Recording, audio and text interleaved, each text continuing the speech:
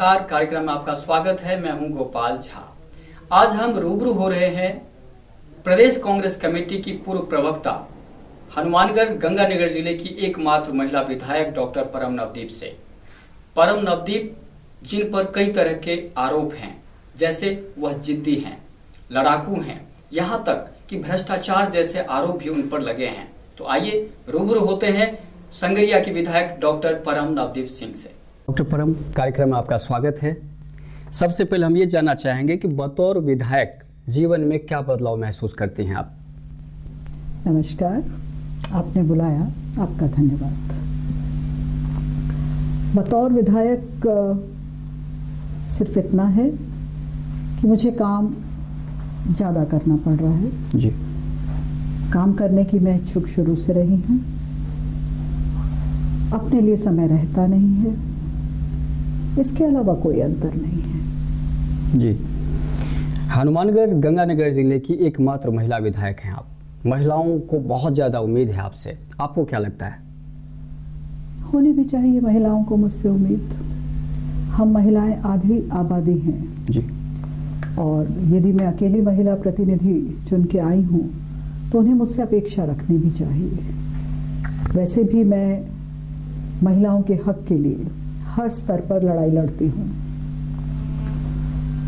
तो उनकी उम्मीदें बराबर बनी रहें, उनकी उम्मीदों पे खरी रहने का प्रयास भी करती हूँ जी।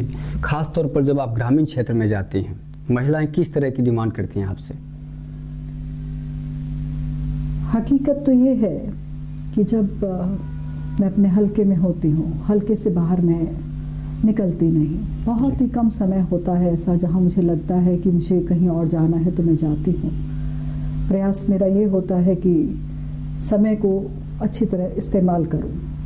24 घंटे होते हैं, आप और हम प्रयास करते हैं तो हम ज़्यादा से ज़्यादा 18 घंटे काम कर लेते हैं जी। तो मेरा एवरेज निकलता है 16 से 18 घंटे काम करने का। तो उसमें ज़्यादा से ज़्यादा काम करने का प्रयास करती हूँ। महिलाओं की मुझसे अपेक्षा ये होती है, वो मुझे प्यार देना चाहती हैं और प्यार लेना चाहती हैं, और मैं उनकी अपेक्षाओं पे खरी उतरने का प्रयास करती हूँ। छोटे से छोटा काम, जैसे गरीब के पास जाए तो वो एक छोटी बात, चाहे पेंशन की बात करे, चाहे बीपीएल कार्ड की बात करे, या छोटी छोटी जो उनकी ज़रूरतें हैं, पानी की व्यवस्था नहीं है, ये बातें करते हैं।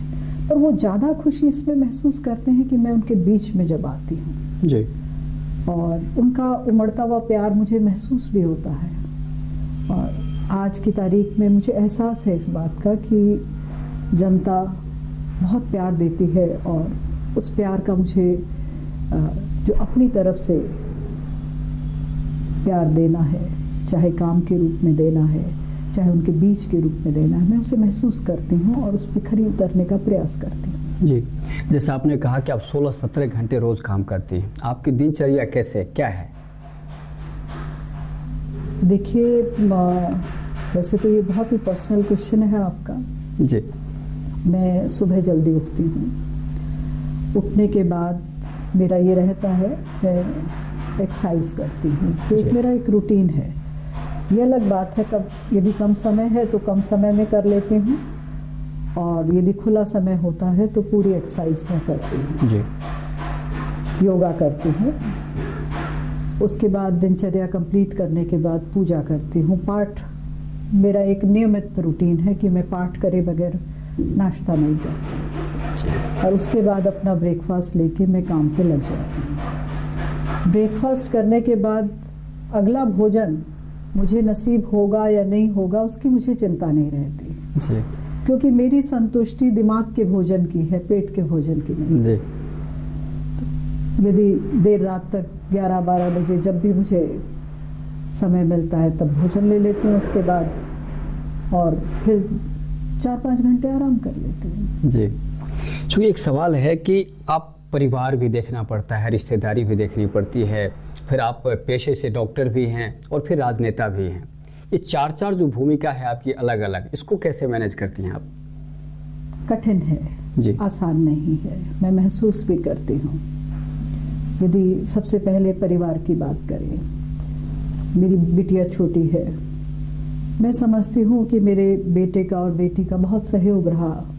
यदि बच्चा ही जिद करता रहे कि माँ कहाँ हो, आ जाओ, जो बच्चा करता है, मेरी बिटिया करती है, पर फिर भी बच्चों का सहयोग रहा। मुझे उस इमोशनल बॉन्डेज में उन्होंने तकलीफ नहीं दी बच्चों ने। तो पर मैं ये महसूस करती हूँ माँ के तौर पे मैं मेरी बिटिया को समय कम दे पाई हूँ जी। रही बात मेरे पतिदेव की, उनका कॉपरेशन है तभी मैं यहाँ हूँ जी। राजनीति के अंदर मैं कितना समय दे रही हूँ, कैसे मैं काम कर रही हूँ, इसका बेहतर जवाब मेरा ख्याल है जनता देगी जी। जनता के बीच में मैं रहती हूँ। डॉक्टर का पेशा जो है, क्योंकि मैं एमडी मेडिसिन हूँ, इसका मुझे मौका जनता के बीच में ही मिल जाता है। कोई तकलीफ होती है वहीं पे पूछ लेते हैं, वहीं नब्ज देख लेते हैं, मरीज आया, नब्ज देखी, दवाई बताई, डबल उपचार करते हैं वहाँ। बिल्कुल, जनता की जो समस्या है उसका भी उपचार हो जाता है और जो व्याधियां हैं शारीरिक उसका भी उपचार आप हाथों हाथ करती हैं वहाँ। कोशिश करती हूँ जी। और प्रयास करती हूँ कि ज़्यादा से ज़्यादा मुकम्मल काम कर सकूँ। जी। आप जिस परिवार से हैं, खास तौर पर मैं आपके ससुराल पक्ष की बात करता हूँ, आपके पतिदेव राज्य के अतिरिक्त पुलिस महानिदेशक हैं, बहुत बड़ा होता है उनका। आप खुद एक अच्छी डॉक्टर मानी जाती रही हैं, फिर राजनीति में आने का फैसला कैसे हुआ? राजनीति में आने का फैसला नहीं हुआ जी। ऐसा लगता है कि तकदीर मुझे ले रही जी। 1998 की बात है। 95 में मैंने अपना हॉस्पिटल चालू किया। उससे पहले 91 में जब मैंने एमडी करी तो मैंने मेरे पिताजी से पूछा कि पिताजी मैं अपना अस्पताल खोलना चाहती हूँ, पर मुझे ऐसा लगता है कि राजस्थान के अंदर, स्पेशली जयपुर में जहाँ मैं काम करूँगी, वहाँ पर बड़े बड़े फिजिशियंस हैं, जेपी सेठी साहब, बलदवा साहब, एसआर मेहता, इतने बड़े नाम थे। मैं राजस्थान की तीसरी महिला फिजिशियन हूँ। मेरे से पहले डॉक्टर दिनेश माथुर मैडम जो मेरी टीचर भी रही हैं, डॉक्टर रेणु सहगल मैडम वो भी मेरी टीचर हैं रही हैं। उसके बाद मैं तीसरी महिला हूँ जिसने एमडी मेडिसिन किया। क्या? मेरे आने के बाद बहुत महिलाओं ने इसे ऑप्ट किया, शायद इस वजह से कि ये थोड़ा कठिन विषय था, इसमें काम ज़्यादा करना पड़ता है, पढ़ाई भी बहुत ज़्यादा होती है, तो लेडीज़ ज़्यादा ऑप्ट नहीं करती थी। मैंने किया इसे, पर मेरे सामने ये दुविधा थी कि इतने बड़े बड़े बरगद के पेड़ थे, इनके सामने मैं कैसे काम करूं। तो मैं मेरे पिता से राय कर रही थी। मेरे पिता ने कहा बेटा अपन ने तो सेवा करनी है, तुम ऐसा करो, 91 की बात है, कि अपने खेत हैं वहाँ पर गांव में चली जाओ, मैं तुझे 5,000 रुपये दूंगा दवाई के लिए और तुम सेवा करो। तो 91 में मैंने एमडी करने के बाद हातोज गांव है जी। मैं उस वक्त मेरे माँ बाप के पास रहा करती थी, क्योंकि मेरी शादी एमबीबीएस के तुरंत बाद हो गई जी। और एमडी मैंने शादी के बाद किया। नवदीप जी उन दिनों एसपी हुआ करते थे, तो वो विभिन्न जिलों में एसपी रहे और मैंने पढ़ाई जयपुर में रह के की। 91 में तब तक मेरा घर मैंने बनाना चालू कर दिया था शुरू में ही।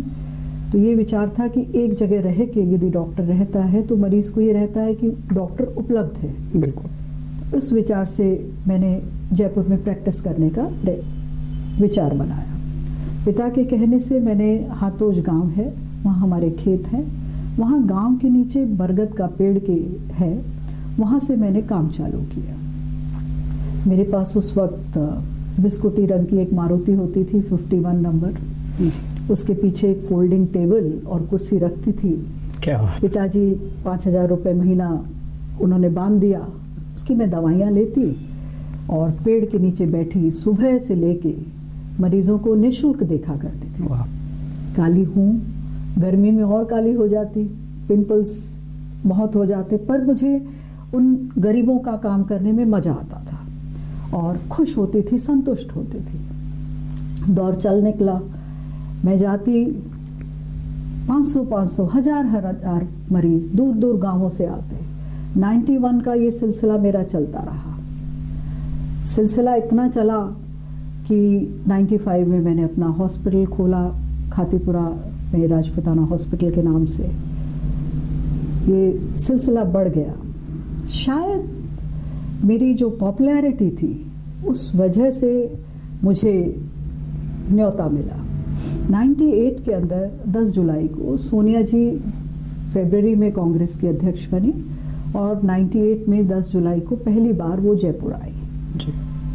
8 जुलाई को मेरे पास एक तार आया प्रदेश कांग्रेस कमेटी से।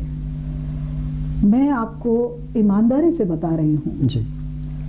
मैं नहीं जानती थी प्रदेश कांग्रेस कमेटी में कौन अध्यक्ष है, ये क्या है चीज है।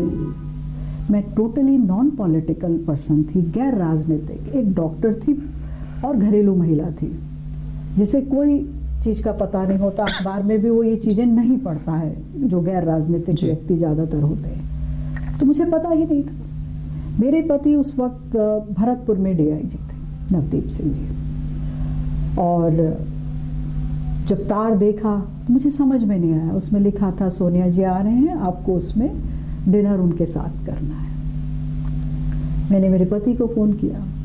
मैंने कहा ऐसे एक तार आया है और लिखा है प्रदेश कांग्रेस अध्यक्ष अशोक गहलोत करके साइन है, ये कौन है और मुझे क्यों बुला रहे हैं, तुम्हारी क्या राय है। तो वो कहते कि भाई तुम्हें बुलाया है, कोई कारण होगा, तुम्हें जाना चाहिए।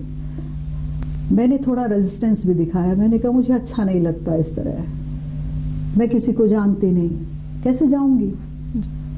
तो उन्होंने कहा बात तो तुम्हारी वाजिब है कि तुम नहीं किसी को जानती, पर तुम जाओ, देखो तो सही तुम्हें बुलाया किस लिए जी। उन्होंने मुझे ये कहा, मैं चली गई। अब देखिए मुझे ये नहीं पता कि मैं किनसे मिलने जा रही हूँ और मैं उनसे क्या बात करूंगी।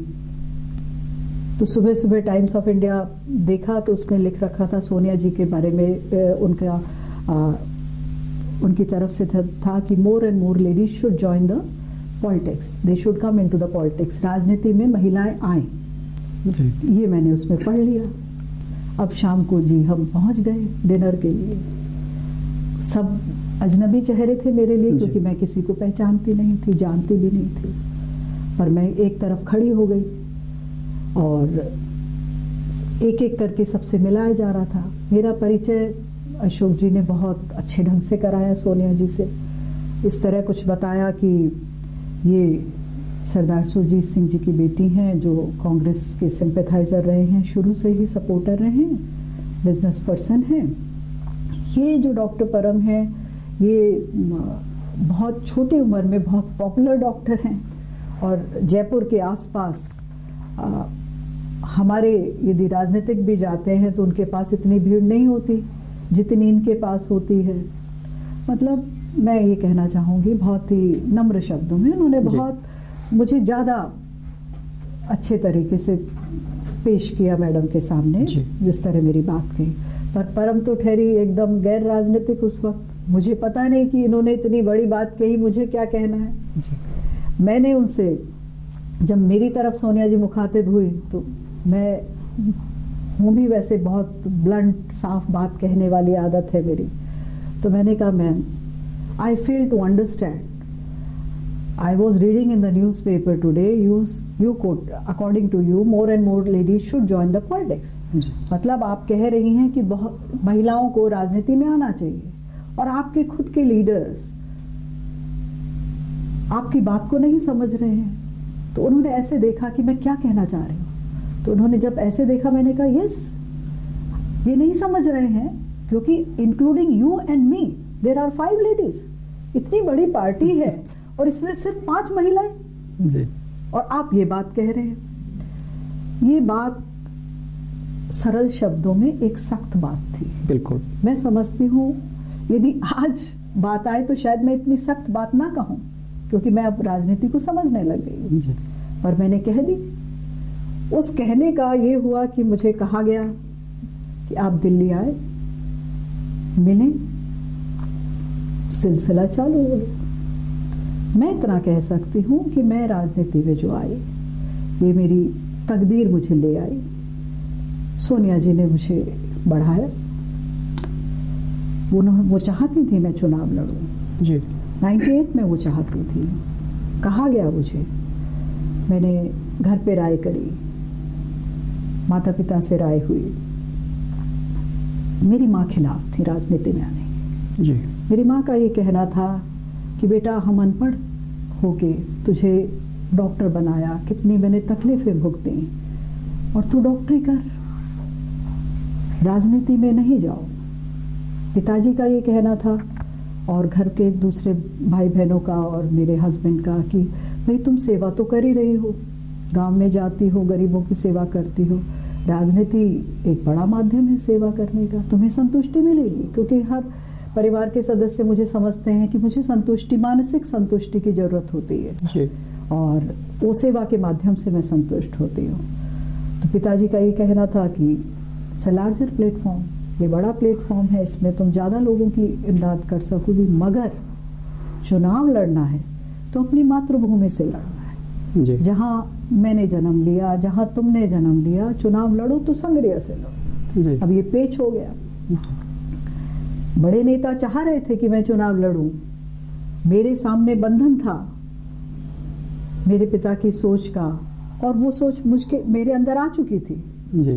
कि पिता ने कह दिया, मैंने मान लिया।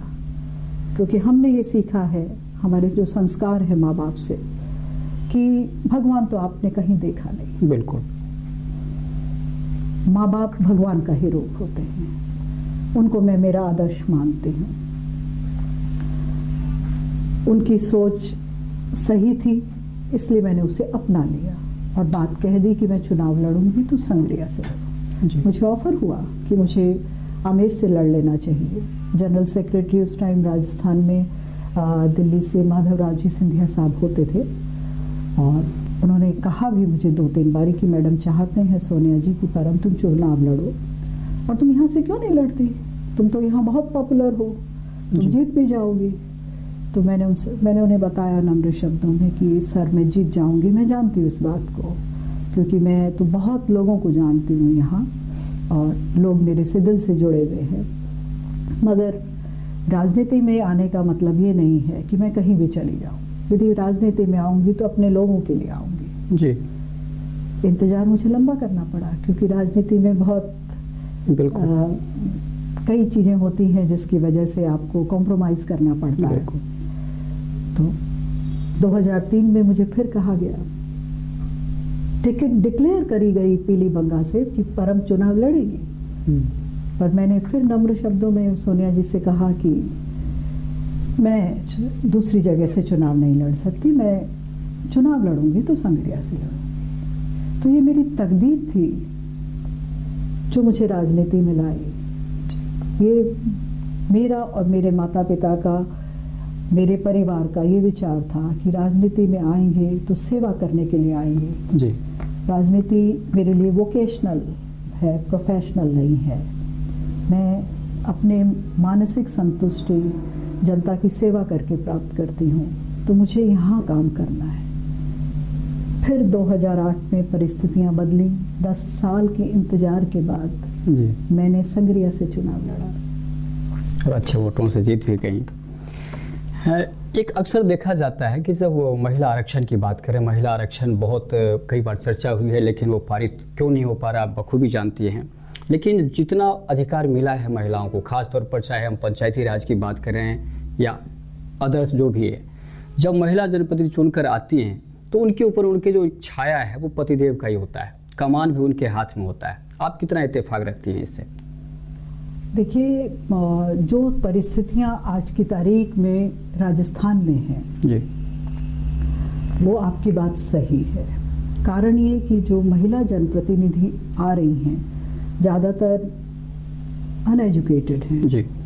जब वो अनएजुकेटेड हैं, बाहर नहीं जाती, तो उन पे एक मानसिक दबाव उनके पति का रहता है। यह स्थितियां मैं देख रही हूँ, पर स्थितियों में बदलाव आ रहा है जी। और धीरे धीरे जो महिलाएं चाहे अनपढ़ हैं और जनप्रतिनिधि बन गई हैं, वो मुखर हो रही हैं, अपनी बात कहने का प्रयास कर रही हैं जी। पर जहाँ तक की बात आती है कि पुरुष का दबाव रहता है, ये महिला पे निर्भर करता है कि आप कितना दबाव महसूस कर रहे हैं। जी। और जैसे आपकी बात करें, आप पर एक आरोप लगता है अक्सर कि आपके ऊपर बिल्कुल उल्टा है। आपके पतिदेव, जैसा हमने पहले कहा, कि राज्य के अतिरिक्त पुलिस महानिदेशक और नंबर 2 के हैं वो। अगर देखा जाए प्रशासनिक रूप से तो नंबर 2 हैं वो पुलिस महकमे के लिए। लेकिन आप पर ये आरोप है कि उल्टा है बिल्कुल ही। आमतौर पर महिला जनप्रतिनिधि अपने पतिदेव पर आश्रित रहती हैं, लेकिन आप उनके कामकाज को भी प्रभावित करने की कोशिश करती हैं। कितना सच है ये? वैसे आरोप बहुत इंटरेस्टिंग है। हकीकत अलग है। कारण ये कि मेरे काम बहुत होते हैं जी। उसी तरह नवदीप जी भी बहुत ज़्यादा बिजी होते हैं। पूरे राजस्थान का पुलिस का एडमिनिस्ट्रेशन देखना, पूरे राजस्थान का लॉ एंड ऑर्डर देखना मामूली बात नहीं है। बिल्कुल। और ऊपर से ये कि उसे बहुत अच्छी तरह से बखूबी से अंजाम देना जी। जो कर रहे हैं पिछले 4 वर्षों से। तो उनके पास समय ही नहीं है कि वो मेरे उसमें दखल दें, और ना ही मेरे पास समय है कि मैं उनके कामों में दखल दूं। तो ऐसा कुछ नहीं है। वैसे भी हम एक दूसरे के काम में बिल्कुल दखल नहीं देते जी।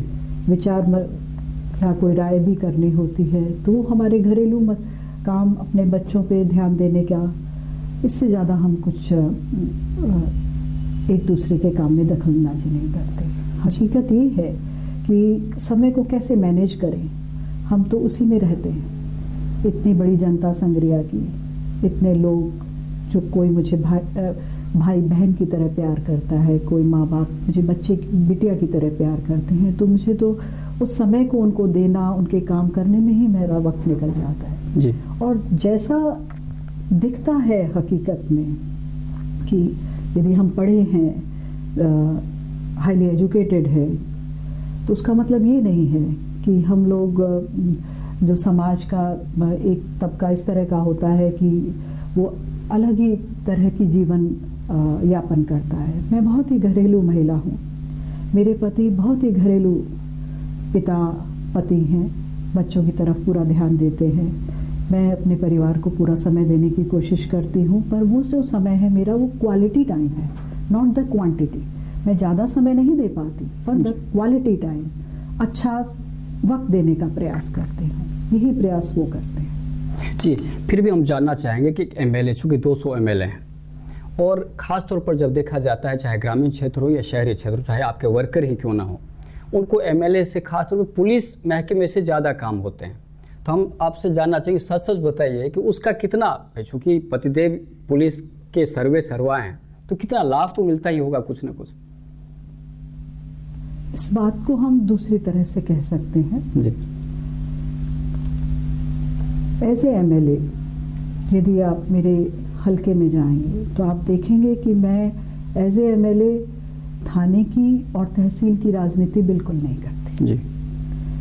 मेरे पास जब 2 भाई झगड़ा करके आ जाते हैं और ये कहते हैं कि उसने मेरे साथ ये कर दिया, आप मेरी इमदाद करो थाने में, मैं बिल्कुल नहीं करती। मेरा स्पष्ट साफ शब्दों में उनसे कहना होता है, और मैं मंच से भी कहती हूँ, और मेरे चुनाव से पहले भी कहा, चुनाव लड़ते वक्त भी मैंने ये कहा कि यदि 2 भाई, यदि जिरह हो जाती है, लड़ाई हो जाती है, तो मेरे पास जरूर आओ, पर मन बना के आओ समझौते के लिए जी। मैं थाने की राजनीति नहीं करूँगी, मैं तहसील की राजनीति नहीं करूँगी। आज मुझे खुशी है इस बात की, बहुत संतुष्टि है कि मेरे हलके के अंदर, संग्रिया क्षेत्र के अंदर इस तरह की गतिविधियां निल बटा निल है जी। बड़ी खुशी होती है। एक बार मैं चुनाव के मेरा ख्याल है जीतने के 8-10 महीने बाद ही मैं तहसील के सामने से गुजर रही थी, तो एक बुजुर्ग ने गाड़ी रोकी और उन्होंने मुझे कहा कि बेटा, वोट तो तुम्हें नहीं दिया हमने, पर हमें बड़ी खुशी है कि यहाँ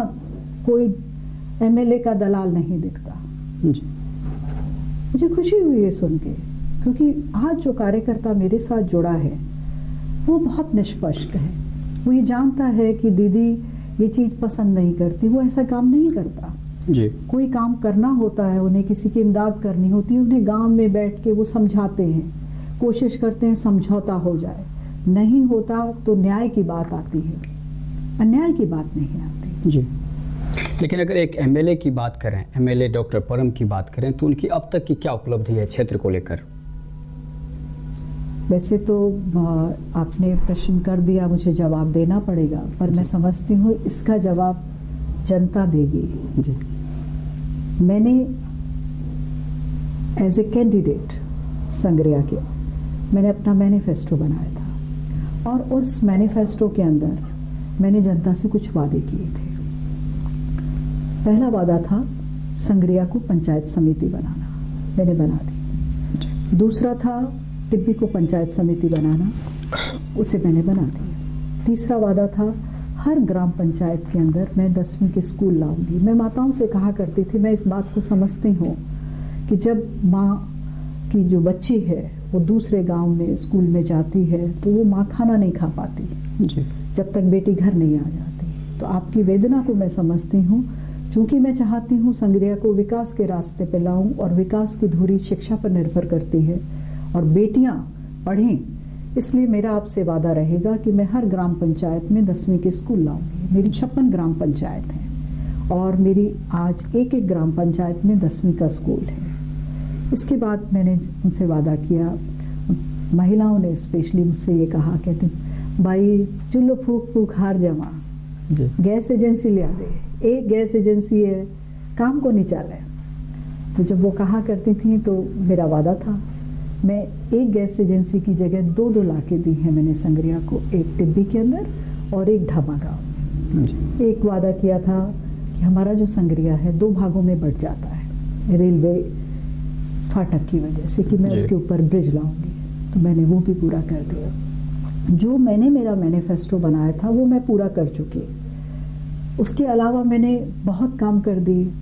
आज मेरा प्रयास रहा था, एक बात मैं चुनाव के टाइम कहा भी करती थी कि हम लोकतंत्र में रहते हैं और हमारा भारत देश दुनिया का सबसे बड़ा लोकतंत्र है और आपको ये समझना पड़ेगा जनता को कि कुछ चीज़ें आपको लोकतंत्र में मिलती हैं, आपको वो मांगनी चाहिए। चुनाव का मतलब ये है कि आप ऐसे प्रतिनिधि का चुनाव करें जो आपको ये चीज़ें मुहैया कराए।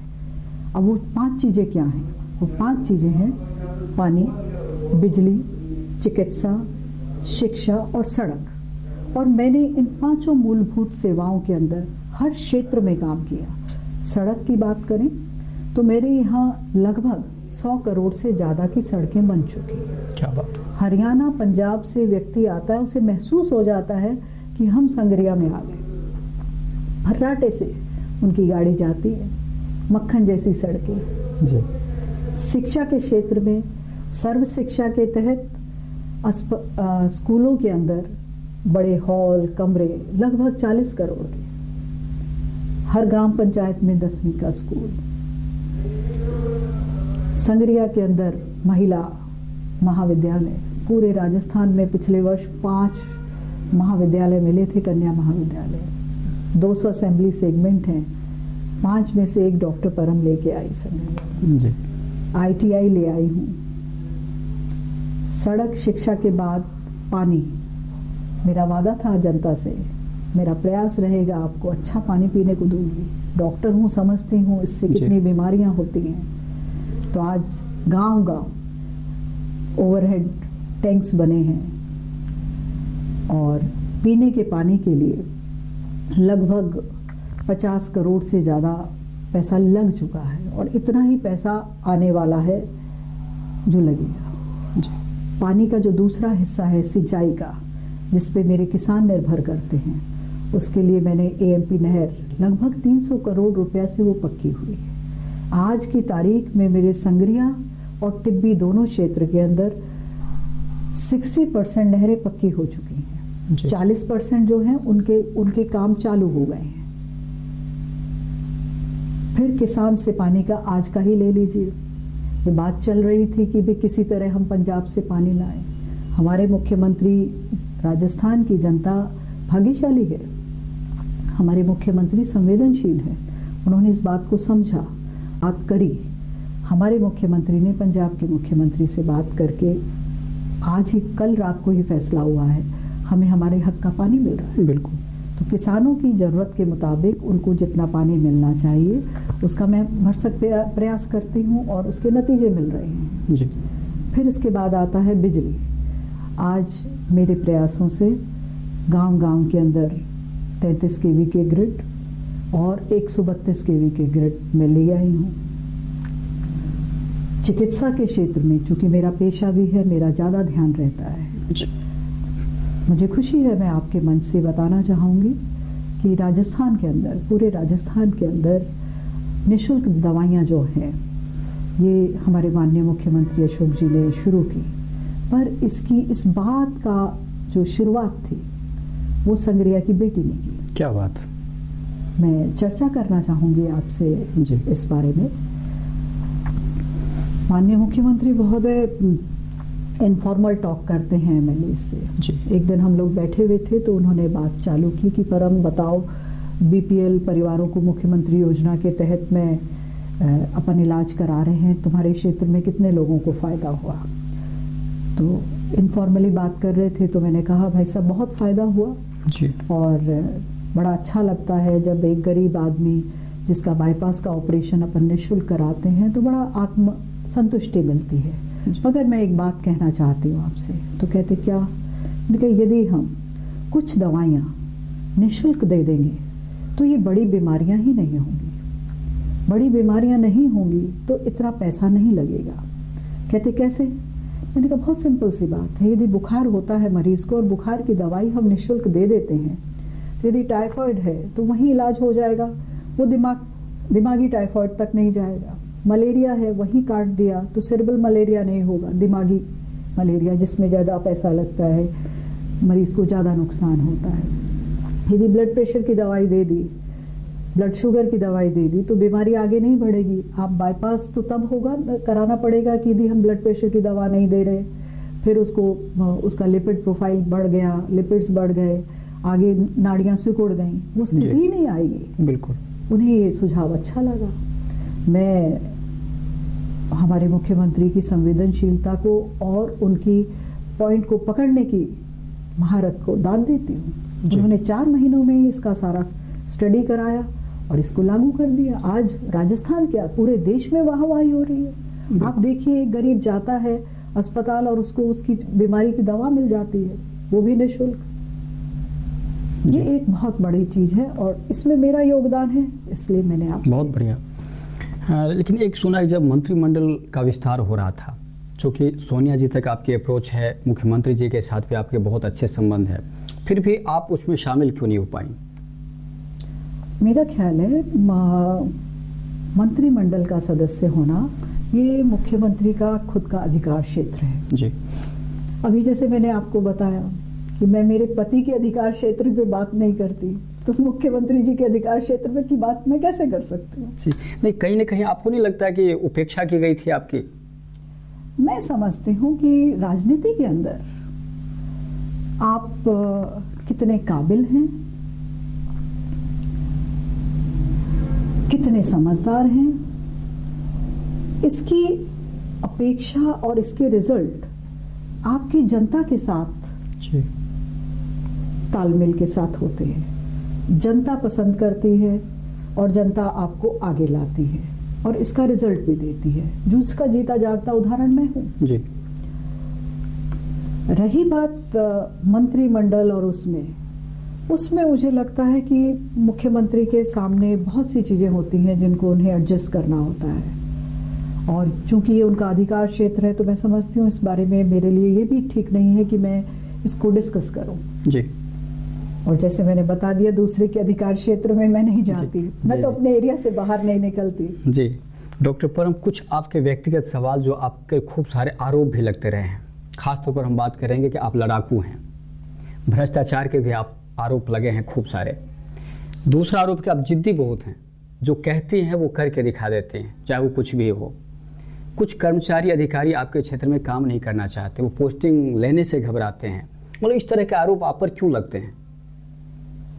सही बात है आपकी, पर मैं कहना चाहूँगी कि आरोपों का असली जवाब तो संग्रिया की जनता दे देगी अगले चुनावों में जी। क्योंकि ये आरोप जो मुझ पे लगाते हैं ये कुछ चुनिंदा लोग हैं जो विरोध की दृष्टि से विरोध करने के लिए लगा देते हैं। मगर कुछ कहना चाहती हूँ आपसे जी। जब मैं राजनीति में आई और देखा कि किस तरह से विरोधी बात करते हैं, बड़ा दुख हुआ, बहुत महसूस किया जैसे कोई सीना चीर देता है, ऐसा महसूस हुआ। जैसे आपसे, आपके थ्रू बल्कि मैं जनता को मुखातिब होना चाहती हूँ। जब मैं चुनाव लड़ने आई, मुझे कहा गया कि ये बाहरी है, मुझे कहा गया कि डॉक्टर परम जयपुर रहेगी, आपके बीच नहीं आएगी, ये आपकी भाषा नहीं जानती, अंग्रेजी में भाषण देगी, ये बड़े घर की बेटी है, बड़े घर ब्याई है, ये अप्रोचेबल नहीं होगी, आप इससे मिल नहीं पाएंगे, ये आपके काम नहीं करेगी। इतने आरोप लगे जी। मैंने इन आरोपों का जवाब नहीं दिया, मैं चुप रही। चुनाव के दौरान भी इन चीज़ों को सुना,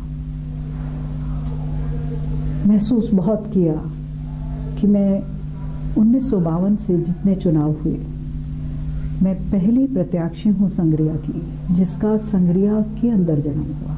क्या बात। रामचंद्र जी आए, कुंभाराम जी आए, गुरजंट सिंह जी आए, केसी बिश्नोई जी आए, कोई भी संग्रिया का पैदाइश नहीं है। डॉक्टर परम संग्रिया की पैदाइश है। उसके बावजूद उसके आगे बाहरी प्रत्याशी का तमगा लगाया। एक बड़े अखबार के अंदर 200 प्रत्याशियों की लिस्ट लगी और उसमें उनके अच्छे और बुरे पॉइंट बताए गए, तो उसमें लिखा डॉक्टर परम के लिए कि बाहरी प्रत्याशी। मुझे बड़ा अफसोस हुआ। कहा गया बड़े घर की बेटी है, बड़े घर ब्याई है। मैंने इसका जवाब तो नहीं दिया, पर जनता को ये जरूर बताया कि ये जो डॉक्टर परम है, ये अनपढ़ माँ बाप की बच्ची है। ये डॉक्टर इसलिए है कि ये मेरे अनपढ़ माँ बाप की सोच का नतीजा है, उनकी कर्मठता का नतीजा है कि मैंने पढ़ाई की और डॉक्टर बनी। मैं संग्रिया की पहली बच्ची हूँ जो डॉक्टर बनी, पहली बच्ची हूँ जिसने MD मेडिसिन किया, पहली बच्ची हूँ जो MLA बनी। साथ में मैंने उन्हें ये भी बताया जनता को, आप रतनपुर आओ, हमारा घर देखो, हमारा पुश्तैनी घर जिसकी ईंटें गारे की बनी हुई हैं और वो मेरे पिताजी के हाथों की बनी हुई। कहाँ से हम उठे? इतने गरीब थे मेरे माता पिता कि मेरे पिता को अपने हाथ से ईंटें बनानी पड़ी और उसका उन्होंने घर बनाया। ये उनकी कर्मठता थी, ये उनके एक अंदर ज़ील थी कि वो आगे बढ़े, अपनी मेहनत की, जीवन में कुछ बढ़े। फिर ये आरोप कि जिद्दी हूँ। मैं ये समझती हूँ यदि आप किसी चीज के लिए जिद नहीं करेंगे तो आप लक्ष्य नहीं पा सकते। जिद नहीं है तो लक्ष्य नहीं मिलेगा। मैं किसी लक्ष्य के लिए जिद करती हूँ, और यदि मैं ये लक्ष्य के लिए जिद ना करती तो क्या मैं मेरा मैनिफेस्टो पूरा कर लेती? बिल्कुल। मैं जनता के इतने काम कर लेती। विधानसभा में अपनी बात कहने के लिए कोई पुरजोर तरीके से कहनी पड़ती है, जिद करनी पड़ती है, लड़ाई लड़नी पड़ती है। यदि मैं वो बखूबी नहीं निभा पाऊं तो कैसे काम चलेगा? और दोहरे मापदंड क्यों?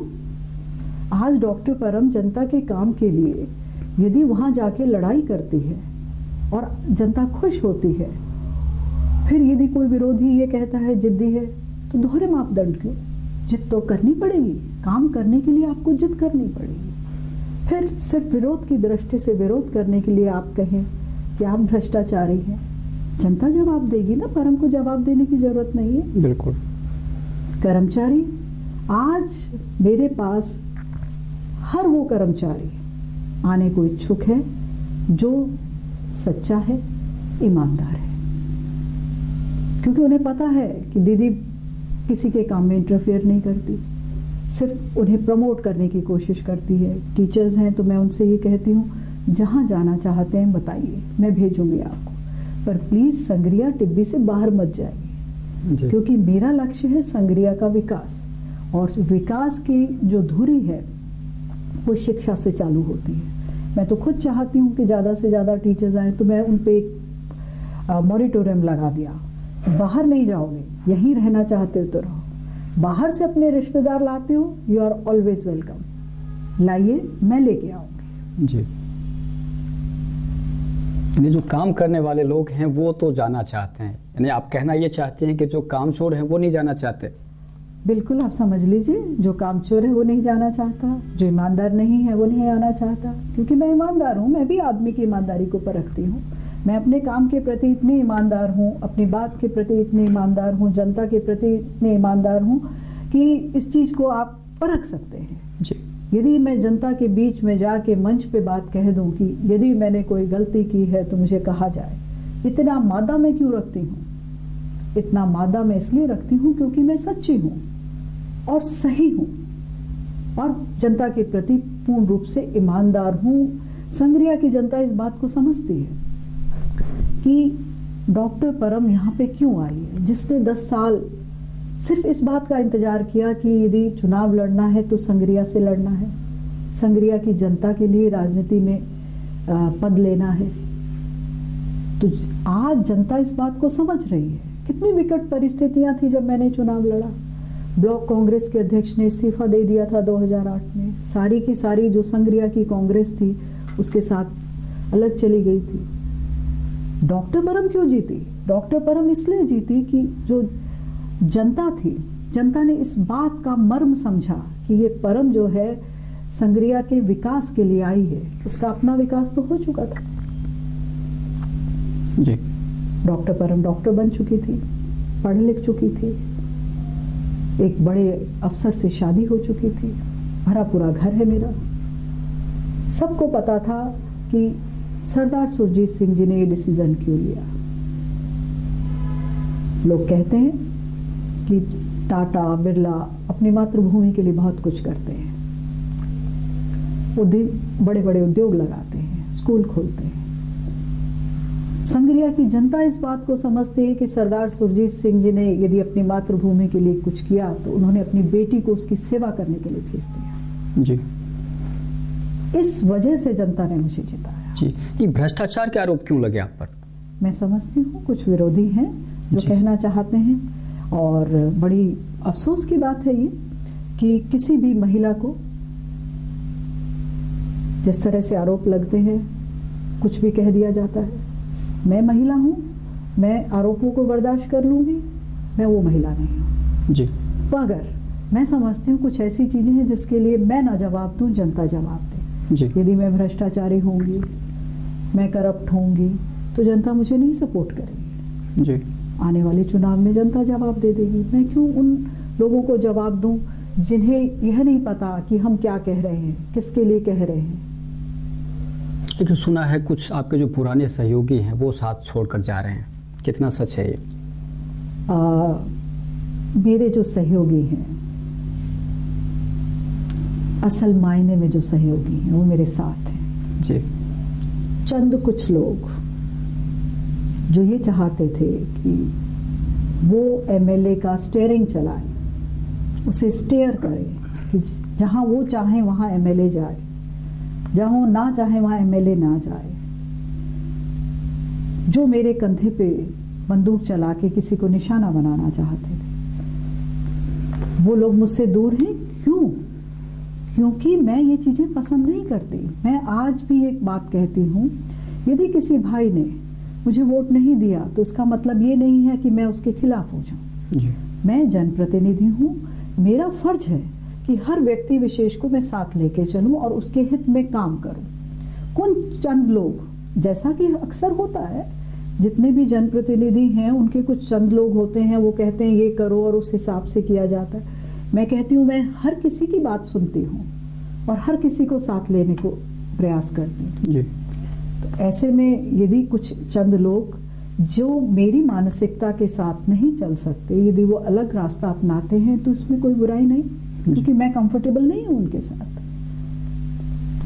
एक मीडिया से संबंधित भी 2 सवाल हैं आपके लिए। आप मीडिया के साथ आपके बहुत अच्छे संबंध रहे हैं, लेकिन कुछ अरसे से मीडिया को लेकर भी कुछ विवाद की स्थिति पैदा हुई। जैसे एक पत्रकार की मौत हुई तो उससे भी आपका नाम जोड़ दिया गया। कुछ मीडिया वालों का ये भी आरोप रहता है कि आप उनके कामकाज को प्रभावित करने की कोशिश करती हैं, कितना सच है ये? 2 बातें हैं इसमें। आपने 2 प्रश्न किए जी। पहला प्रश्न काफी दुखदायी है। बिल्कुल। बहुत वेदना हुई जब उस साथी की मौत हुई। पता चला कि वो गाड़ी से जा रहे थे और एक बुल के साथ दुर्घटना हुई। अब समझदार व्यक्ति सभी जानते हैं कि सड़क पे मैं बुल तो ला नहीं सकती, मगर आरोप लगा दिया। पता चला कुछ चंद लोग थे और विरोध की दृष्टि से ये बता दिया कि भाई सड़क पर जो पशु है वो परम ले आई। यदि मुझ में इतनी शक्ति है, इतनी दैवीय शक्ति है कि मैं एक पशु को आपकी गाड़ी के आगे अचानक ला दूंगी, तो मैं देवी हो गई। आप खुद समझ सकते हैं कि ये आरोप किस तरह लगे। जहां तक सवाल है मीडिया का, मैं राजस्थान कांग्रेस की स्पोक्स पर्सन रही 6 साल जी। प्रवक्ता का पद बहुत कठिन होता है, ये कुर्सी बड़ी कठिन है। बहुत जल्दी आप डिसलॉज हो जाते हो, हटा दिए जाते हो, कुछ ना कुछ कंट्रोवर्सी हो जाती है। कुछ ना कुछ खूबी तो रही होगी मुझ में कि जो मैंने 6 साल इतने अच्छी तरह से गुजारे और बड़ा तरीके से राजस्थान कांग्रेस को मैंने विपक्ष के समय में इतनी मजबूती से रखा। और मुझे खुशी है बताते हुए कि जिन मुद्दों को मैंने उठाया as a spokesperson, as a प्रवक्ता राजस्थान कांग्रेस का, उसका 95% मुद्दे हमारे मैनिफेस्टो में लिए गए। क्या बात है। जिस मैनिफेस्टो में हम जीत के आए 2008 में, ये मेरी उपलब्धि है और मुझे गर्व है इस बात का। अब रही बात मीडिया के काम में, तो मैं कैसे इन्फ्लुएंस कर सकती हूँ? वही सवाल, बिल्कुल जवाब की तरफ आप आ रही हैं। कारण वही है कि चूंकि आपका रसूख है उन मीडिया कर्मियों के साथ जो सीनियर लोग हैं, जो जयपुर में बैठे हैं, तो आरोप यह है कि आप उनसे प्रभावित करवाने की कोशिश करती हैं। नहीं, ऐसा नहीं जी, ऐसा कभी नहीं हुआ। और मेरे संबंध सबसे बहुत अच्छे रहे हैं। मैं तो ये समझती हूँ कि जो मीडिया है वो एक दर्पण की तरह है, समाज का दर्पण है। मीडिया के अंदर जो भाई लोग होते हैं बहुत कठिन स्थितियों में काम करते हैं और उनकी काम करने की शैली, काम करने का माहौल, काम करने की परिस्थितियों को मैं बखूबी समझती हूँ, क्योंकि मैंने 6 साल मीडिया के साथ ही काम किया। बिल्कुल, ये बात नहीं है, ये ऐसा समझा जा सकता है कि गलत तरीके से पेश कर दी गई बात है, बल्कि मैं तो मीडिया की वो साथी रही हूँ जो हर जगह उन्हें सपोर्ट करती हूँ। जी, ऐसा कुछ नहीं। एक सवाल महिला उत्पीड़न को लेकर है। हमारे ज़िले में बहुत अच्छी स्थिति नहीं है। जब हम पिछले 3 साल के आंकड़े देखें, आपके सरकार के कार्यकाल के आंकड़े देखें, तो बहुत ज़्यादा महिला उत्पीड़न के मामले बढ़े हैं। आप क्या कारण मानती हैं?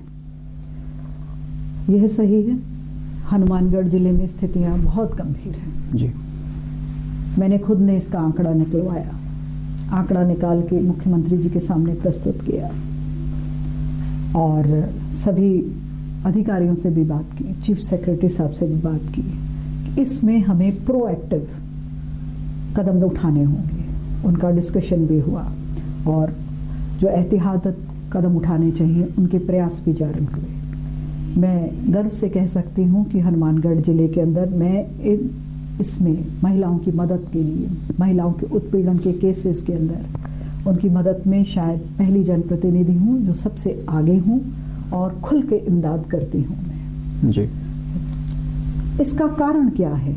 हमारे यहाँ उत्पीड़न ज़्यादा क्यों हो रहा है? उसका सबसे बड़ा कारण ये है कि जो शिक्षा की कमी है।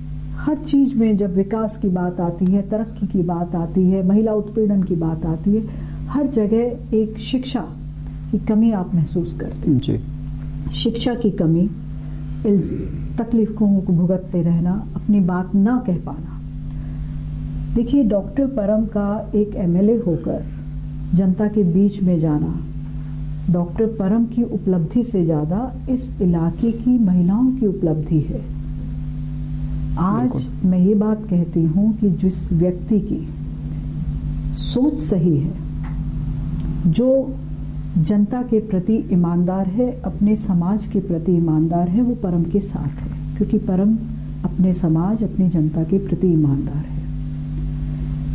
डॉक्टर परम का प्रतिबिंब आज माएँ जब शीशा निहारती हैं तो देखती हैं कि उन्हें परम नजर आती है अपने में।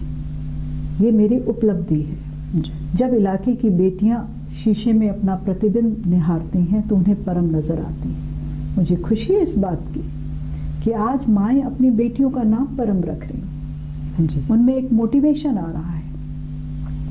मैं अपने आप को सफल मानूंगी जब मेरे इलाके की बेटियां डॉक्टर बनेंगी, इंजीनियर बनेंगी, कलेक्टर बनेंगी, एसपी बनेंगी। मैं मेरे जनता को ये बात कहती हूँ, वो जमाना गया जब आप ये सोचते थे कि अपने बच्चे को कंपाउंडर बना लें, कांस्टेबल बना लें। आप आगे की सोचिए, अपने बच्चों को ज़्यादा पढ़ाइए।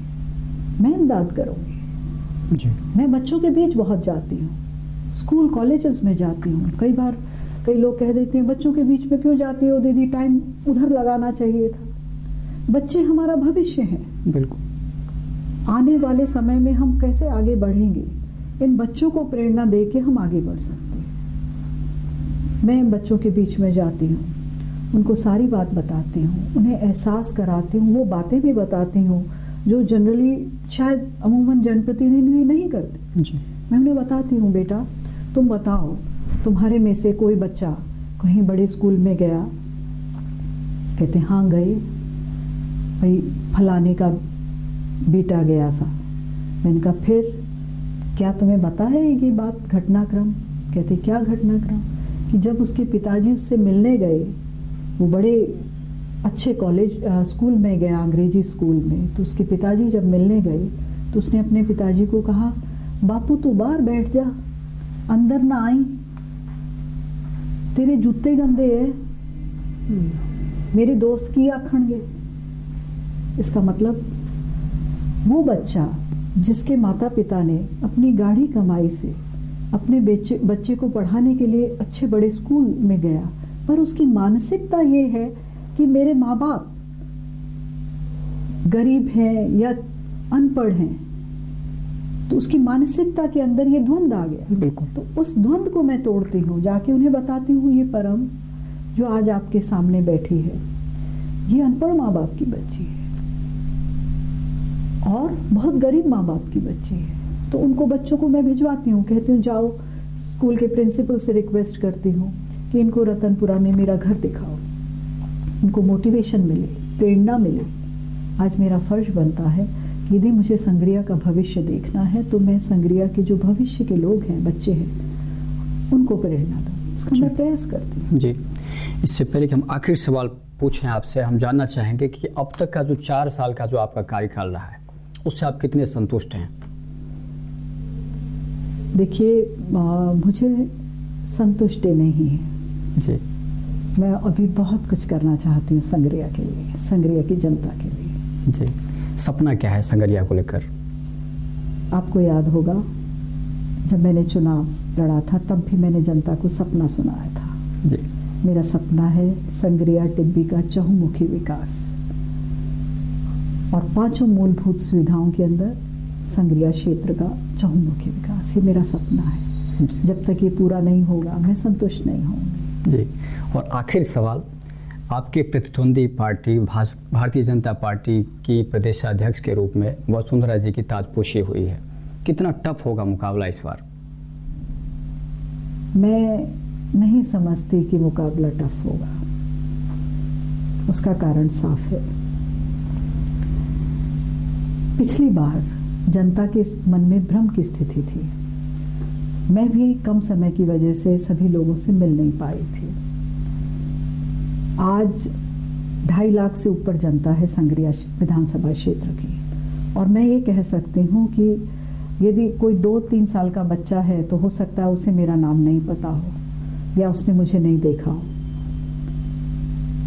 अन्यथा सभी से मेरी मुलाकात होती है। मैं जनता के बीच में इतनी हूँ कि वो मुझे जानते हैं। परम के लिए सिर्फ ये होगा कि कोई यदि चुनाव लड़ते हैं तो विरोध की दृष्टि से कुछ कहते हैं या उनके साथ लोग जुड़ते हैं, वो हो सकता है। पर परम के साथ आज संग्रिया की जनता है, कोई मुश्किलें नहीं है, राहें बहुत आसान हैं। मंजिल जो मेरी मंजिल है वो संग्रिया की जनता की मंजिल है। संग्रिया की जनता विकास चाहती है, साफ सुथरा विकास चाहती है, सही मानसिकता के प्रतिनिधि चाहती है, पूरे क्षेत्र में कह सकती हूँ। जी। मेरी मानसिकता का, मेरी सोच का, मेरे सही विचारों का पता जनता को है, और मैं तो जैसी हूँ उनके सामने हूँ जी। मैं तो कोई बनावट भी नहीं करती, जैसी हूँ बात कह देती हूँ। जैसे आप भी कहते हो, आपके ऊपर आरोप है, आप खरी खरी कह देती हो, खरी हूँ। सच्चा सोना खरा होता है। संग्रिया की जनता इस बात को जानती है, परम खरी है। लेकिन चूंकि आप प्रदेश कांग्रेस कमेटी की प्रवक्ता रह चुके हैं, इसलिए हम जानना चाहेंगे प्रदेश लेवल पे इसका क्या असर होगा वसुंधरा जी के आने से। वसुंधरा जी का करिश्मा बीजेपी के अंदर, बीजेपी एक अलग पार्टी है, यदि उसमें बात करें तो इनकी लीडरशिप के अंदर वो एक अच्छी लीडर है। उनका अपना करिश्मा है, मेहनती है, और कोई भी व्यक्ति को जो मेहनत करता है उसे सफलता मिलती है। पर भाजपा के अंदर अंदरूनी लड़ाइयाँ बहुत हैं। लेकिन वो तो आपकी पार्टी में भी खूब है। हमारी पार्टी में उतनी नहीं है। हमारी सर्वमान्य एक नेता है सोनिया गांधी जी, और उनको असिस्ट कर रहे हैं श्री राहुल गांधी जी, जो हमारे जनरल सेक्रेटरी हैं जी। हमारे लीडरशिप का कोई द्वंद हो गए, हमारी लीडरशिप का कोई द्वंद नहीं जी। इनके तो हर कोई दूसरा व्यक्ति नेता है। जब नेता की, यदि हेड ऑफ द फैमिली कई हो जाए तो वो घर बिखर जाता है जी। उस तरह है भाजपा का घर तो बिखरा हुआ है। नहीं, लेकिन अब वसुंधरा जी को गार्जियनशिप मिल चुकी है। अभी तो वक्त बताएगा आपको जी। कि उनको इतने जो बंधु हैं भाजपा के, वो मानते हैं कि नहीं मानते, कि अंदर खाते कटिंग करते हैं उनकी। आपको तो कटिंग होगी भाजपा में, इसकी उम्मीद है आपको? क्यों नहीं, भाजपा के लोगों को तो हमने कभी कहना चाहिए सीधी राह पे चलते देखा ही नहीं, बिखरते बिखरते ही देखा है जी। याद करिए, मेरा खुद का मैं प्रवक्ता थी, पहली कैबिनेट मीटिंग हुई बीजेपी की, और उसके अंदर नरपत सिंह राजवी, घनश्याम तिवारी, गुलाब चंद जी कटारिया जो गृह मंत्री होते थे वो मौजूद नहीं थे। मैंने पुरजोर शब्दों में ये बात उठाई थी जी कि मंत्रिमंडल की बैठक हो और उसके अंदर 3 मौजूद कैबिनेट मंत्री मौजूद नहीं हो तो आप क्या फैसला लेंगे जी। वो आप देखिएगा, ये बिखराव की स्थिति नजर आएगी। कुल मिलाकर भाजपा की स्थिति आपके हिसाब से बहुत अच्छी नहीं होगी। डॉक्टर परम, आप कार्यक्रम में आए, आपका बहुत बहुत धन्यवाद। आपने बुलाया, बहुत धन्यवाद आपका, शुक्रिया, मेहरबानी, धन्यवाद।